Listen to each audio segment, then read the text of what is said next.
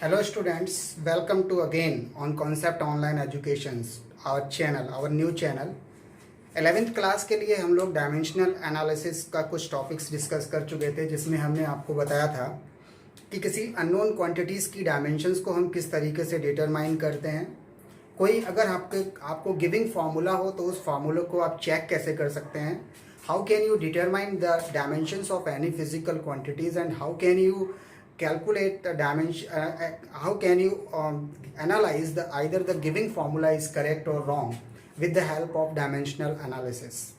आज हम आपको नया टॉपिक डिस्कस करने जा रहे हैं कि हम दो या दो से अधिक फिजिकल क्वांटिटीज़ में रिलेशन डायमेंशन मेथड से किस तरीके से फाइंड कर सकते हैं। How can we find out the relation between the physical quantities with the help of dimensional analysis. हमें कोई एक फिजिकल क्वांटिटीज़ दी जाएगी जो कुछ अदर फिजिकल क्वांटिटीज़ पर डिपेंड करेगी और हमको डायमेंशनल मेथड्स का यूज़ करते हुए उसके लिए एक एक्सप्रेशन फाइंड करना है। How can we do this? Suppose एक एग्जांपल से मैं आपको स्टार्ट कराता हूँ। सपोज एक ऑब्जेक्ट है जो एक सर्कुलर रोटेट कर रहा है, इसका मास m है, सर्कुलर पाथ का रेडियस r है, ये v वेलोसिटी से रोटेट कर रहा है। Suppose the mass of the object is m moving in a circular orbit of radius r with velocity v। आपको पता है कि जब कोई ऑब्जेक्ट सर्कुलर रोटेट करता है तो उसके ऊपर एक सेंट्रीपिटल फोर्स काम करता है, तो दैट मीन्स एक सेंट्रीपिटल फोर्स इसकी तरफ काम कर रहा होगा F। इस फोर्स की डिपेंडेंस इन तीनों चीज़ों पर है। That means the centripetal force acting in a circular orbit, it depends upon the mass of the object, the velocity of the object and radius of the circular path. अब हमारे पास कोई एक expression नहीं है, हमें उस एक्सप्रेशन को find करना है। We have to determine the expression for the centripetal force और हमें डायमेंशनल मेथड का यूज़ करते हुए उस एक्सप्रेशन को फाइंड करना है। कैसे करेंगे, मैं आपको स्टेप्स बाय स्टेप्स डिफाइन करता हूँ। सबसे पहले हम ये ऑब्जर्व करते हैं कि कौन सी क्वांटिटी यहाँ पर डिपेंड कर रही है। हमें बताया गया है कि force depends, that means force depend कर रहा है। अब हम ये ऑब्जर्व करते हैं कि ये किस किस पर डिपेंड कर रहा है। It depends upon mass, it depends upon velocity, it's depends upon radius. पर कैसे कर रहा है, एम की किस पावर में रिलेट कर रहा है, ये हमें नहीं पता। तो हमने इसकी अपनी तरफ से कुछ पावर एज्यूम कर ली, सपोज एक्स, वाई और जेड। अब हमें सब कुछ पता है, बट हमें एक्स, वाई, जेड की वैल्यू नहीं पता। अगर हमें एक्स, वाई, जेड की वैल्यू पता लग जाए तो हमारे पास एक क्लियर एक्सप्रेशन आ जाएगा फोर्स के लिए। How the force is relate to the mass, velocity and radius of circular orbit. अब हमें इस एक्स, वाई, जेड की वैल्यू फाइंड करनी है, एक्स, वाई, जेड की, with the help of dimensional analysis. हमें करना क्या है, हमें देखना है कि इस पूरे एक्सप्रेशन में चार फिजिकल क्वांटिटीज का यूज किया गया है। नंबर 1 फोर्स, नंबर 2 मास, नंबर 3 वेलोसिटी, नंबर 4 रेडियस। हमें इन चारों की डायमेंशंस पता होनी चाहिए। फोर्स की डायमेंशन mlt-2, मास की डायमेंशन m, वेलोसिटी की डायमेंशन lt-1 एंड रेडियस की डायमेंशन l। इन चारों डायमेंशंस को आप इक्वेशन नंबर 1 में अप्लाई कर सकते हैं। mlt-2 प्रोपोर्शनल टू m की पावर x, lt-1 की पावर y एंड l की power z। Right hand side के एक्सप्रेशंस में कुछ पावर्स अलग अलग हैं, उनको आप इक्वेट करके लिख सकते हैं। कैसे, mlt-2 प्रोपोर्शनल टू m की पावर x, l की पावर y यहाँ से आएगा, l की पावर z यहाँ से, l की power y plus z, t की पावर माइनस y। हमारे पास m, l और t की टर्म्स में पावर इवेल्युएट हो चुकी हैं। अब हम दोनों तरफ से पावर को कंपेयर करेंगे। कंपेयरिंग द पावर,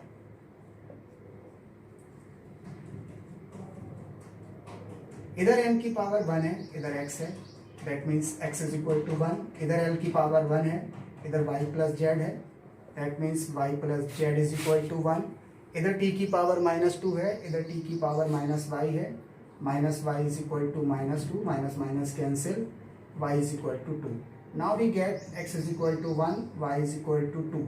इस y की वैल्यू को आप यहाँ पुट कर सकते हैं 2 plus z is equal to 1, z is equal to 1 minus 2, z is equal to minus 1. Now we have the values of all three unknown quantity x, y and z. X is equal to 1, y is equal to 2, z is equal to minus 1. Now applying this value in equation number 1, we get f proportional to m की power 1, v की power 2, r की power minus 1. Now the relation become f is equal to mv square upon r. This is the expression for the force and it should be your right answer. You can make the relation between the force, mass, velocity and the radius of circular orbit. एक और questions करते हैं.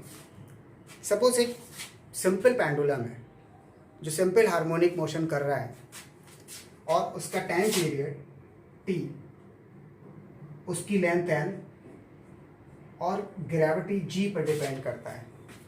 Suppose an object getting simple harmonic motion, the time period of oscillation it depends upon the length of the pendulum and the gravity due to earth. You have to find out the relation for the time period. Now we have to write here the relation in this way because the function is the whole phenomena depends upon the time. Now the time is depends upon length and gravity g. हमें पता है कि time period length और gravity पर depend कर रहा है, but how it depends ये हमें कैलकुलेट करना है. इसके लिए हमने इसकी पावर x की पावर y कंसीडर कर ली. तीन फिजिकल क्वांटिटीज हमें गिविंग है, टाइम, लेंथ और ग्रेविटी. टाइम की डायमेंशन t, लेंथ की डायमेंशन l, g की dimension lt minus 2. g is acceleration due to gravity. Acceleration having the similar values, dimensional values. Now these all three values we can apply it in equation number 1. T proportional to L की power x, Lt minus 2 की power y. Powers को equate कर लें, simplify कर लें. T proportional to L की power x plus y, T की power minus 2y. Compare कर दें पावर को. Comparing power from both side.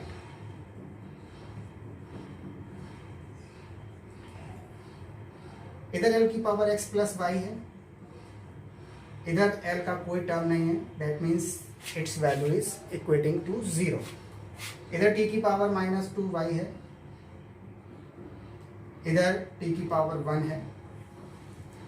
Now we get y is equal to minus का 1 by 2. We get first value, that is y. Y is equal to minus 1 by 2. Applying this, x minus 1 by 2 is equal to 0.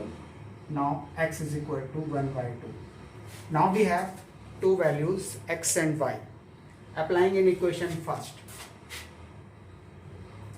In equation first, t proportional to L की power 1 by 2, g की power minus 1 by 2, t proportional to L upon g to the power 1 by 2 या t proportional to root L upon g.